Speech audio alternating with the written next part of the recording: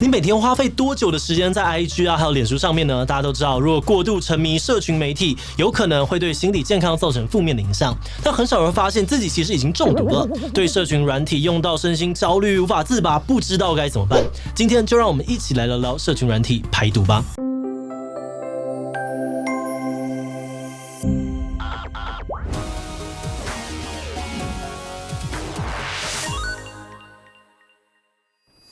Hello， 大家好，我是志奇。不久之前电影《蜘蛛人》的男主角汤姆·霍兰德宣布要暂时退出社交平台。他发现 IG、Twitter 为他带来了太多的负面情绪，才决定要删除这些软体，保护自己的心理健康。其实不只是名人有不少的证据指出，很多人在长期使用社群媒体之后，也会出现一些负面的身心状况，像是自尊心变低，更容易感到孤独，或者出现睡眠障碍等等。因此，这几年有越来越多人提倡社群媒体排毒这样的想法。它的概念就是在一段自定的时间内完全不碰任何的社群媒体，跟 IG、Facebook、Twitter、TikTok 这类的社群软体说再见，借此来排除社群媒体对于心理的毒害。但是社群媒体排毒有这么容易做到吗？不用社群之后，真的就能够活得比较快乐吗？在开始之前，按照惯例先进一段工商服务时间。你会不会也觉得在现实生活当中要找到约会的对象已经越来越难了呢？就让今天的干爹 V9 来帮你吧。V9 的最大特色就是真的约了出来，它可以透过周办专区一键发起约会，并设定各种偏好跟条件，而且它还设定了20种约会主题，依照用户的相似度配对，想要色色的帮你转传办，想要约会的也能够约吃饭。另外 V9 也有许多实用的破冰工具像是酷视区，里面充满了各种网友们做过最酷的事情，还有约会7问，7个约会相关的私密话题，让你秒懂对方的价值观，再也不用担心第一句要怎么开场了。想要直接开始约会，不想要再尬聊半天吗？快点击资讯栏的连结下载 V9， 早上开揪，晚上约会成功。什么情况下我们会说一个人过度使用社群媒体了呢？其实这并没有一个客观的标准，因为对每个人来说，健康的使用时间可能都不太一样。不过我们还是可以借由使用社群的习惯状态来评估，社群媒体是不是已经带给自己某些心理压力了。过去有专家提出8个可以自我评估的面向。举例来说，如果你发现自己滑社群的时间比身边的人多很多，或是做任何的事情如果没有第一时间 po 网，就会觉得做这件事情失去了乐趣，甚至你早上起床的第一件事跟睡前最后的一件事都是在看社群，这些状况都可能是社群媒体成瘾的警讯。这8点的完整内容呢，我们放在资讯栏有兴趣的可以再去看看。那如果当中的描述很符合你目前的状况，可能就表示你需要暂时从社群的世界中喘口气，休息一下了。那些被建议去试试看社群排毒的人，除了是花很多时间在社群上的重度使用者，更重要的是他们在心态上面因为害怕跟别人脱节，才会让他们一闲下来就要滑社群。但矛盾的是，这些人从社群上面得到的往往不是放松或是愉悦的心情，反而是出现比较心态，觉得沮丧和焦虑。举例来说，我看到别人出去玩的照片呢，就觉得自己好可怜只能够被关在办公室里面当社畜，或是看到别人健身有成，就觉得自己身体不好，胖到不敢出门。这虽然我会羡慕别人本来就是人之常情，但我们很容易忘记，社群上面那些光鲜亮丽的照片，大多是人们经营出来的形象。毕竟大多数的人呢，也都只喜欢把自己最好看的样子 po 在网络上面。所以说，不管你再怎么努力，都很难比得上那些刻意美化后所呈现出的样子。如果过度在意这件事情，久而久之也会很容易产生自卑感，甚至会对未来失去希望，陷入忧郁之中。而在这件事情演变成更严重的心理疾病之前，适时的和社群世界做切割，或许就可以找回比较舒服的生活状态。那么下面我们就要来看看，到底要怎么样做才能够减少自己对于社群的依赖，排除它对心理产生的毒呢？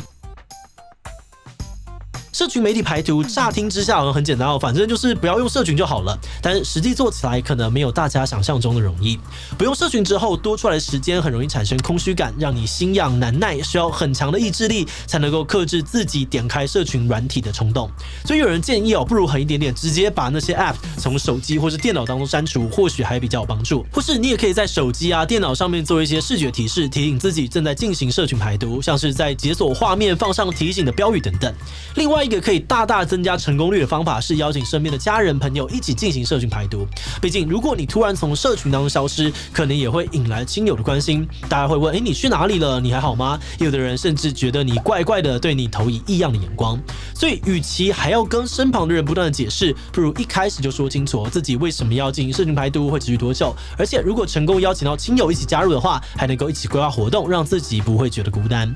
进行社群媒体排毒对现代人来说真的很费力哦。不过如果你成功了，其实会带来很多意想不到的好处。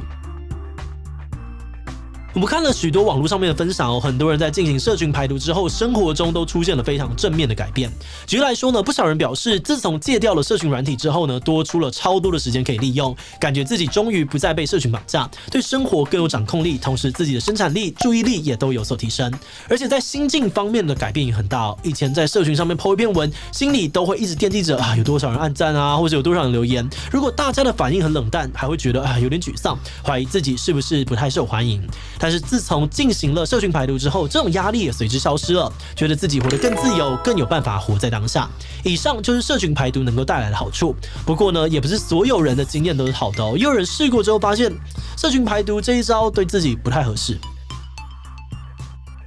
前面提到改变习惯、克制欲望，本来就不是每个人可以轻易做到的事情，更何况有些人是因为工作、现实考量没有办法进行社群排毒。有的人是社群小编、网络行销，每天 po 文啊，关心按赞的数量，和网友互动，本来就是工作的一部分。即使使用社群会带来心理压力，也还是不得不使用。又或者大家在学校、课堂或是公司内部的讨论，常常需要用到社群平台来沟通协作。这种情况下，也不太可能因为你一个人想要社群排毒，就要求大家也一起改变沟通方式。在这个几乎人人都在使用社群的时代，社群媒体已经是大家日常沟通的重要管道。而在这样的情况之下，如果硬要执行社群排毒，有的时候反而会造成别人的困扰，也会让自己承受不小的心理压力。这是为什么社群排毒不一定适用在每个人身上。那么如果社群排毒不适合我，又不想要自己的心情老是被社群绑架，还可以怎么办呢？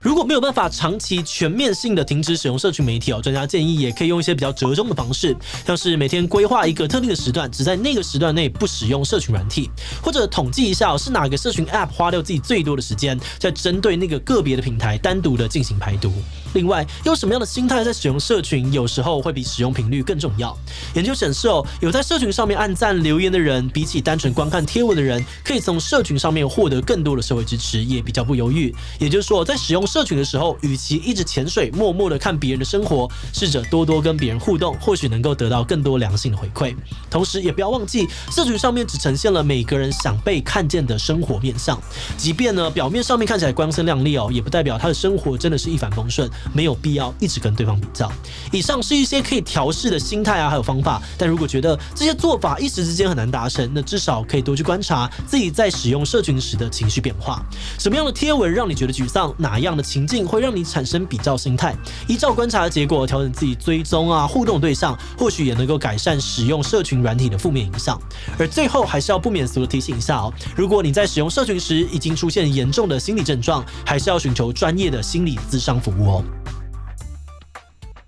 在进入观念以前，我们也要特别感谢质疑77的所有会员，因为有了大家支持跟赞助，我们才能够持续的运作这个频道，跟大家一起研究各式各样的主题，真的是非常谢谢大家。那如果你愿意支持我们走得更远，欢迎点击频道主页的加入按钮，成为我们的会员，或者也可以用超级感谢小额支持我们。好的，那话说回来多亏有社群媒体的存在，现在我们不管到哪里都可以轻易的得知亲朋好友的现况，也能够跟别人分享自己的生活，拓展社交圈，还能够在这些平台上面获得各式各样丰富的资讯。但是可能就是因为太方便了，我们每天使用这些平台，几乎不会察觉到社群媒体是怎么样榨干我们的注意力，如何伤害我们的心理健康，顶多就是用太久的时间会觉得有点浪费时间而已。而这也是为什么有的时候暂时切断自己跟社群的连接，才能够意识到社群对于自己的生活造成了多少的影响。也许社群媒体排毒最终的目的，并不是要你完全戒掉社群，也不是要你过着离群所居的生活，而是暂时尝试另外一种生活模式，给自己重新思考的机会，想一想自己究竟从社群得到了什么，又到底为什么会对社群媒体成瘾呢？